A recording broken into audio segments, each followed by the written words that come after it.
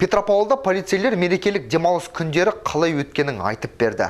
Тәртіп сақшылары Наурыз мейрамын күшейтілген режимде өткізді.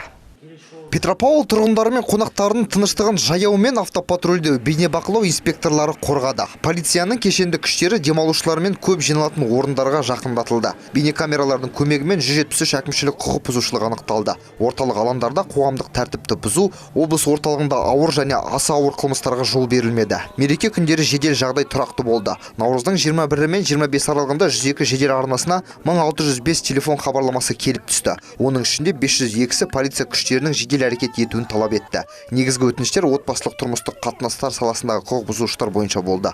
Отбасылық жанжалдардың 38-і тіркелді. Сондай-ақ күткендегідей түнгі уақытта тыныштықты бұзу жағдайлары да көбейді. Негізден жалдамалы пәтерлерде шулы кештер ұйымдастырылғаны үшін 32 адам әкімшілік жауапкершілікке тартылды. Азат Құрмаш полиция департаментінің баспасөз қызметінің көмегімен әзірленді.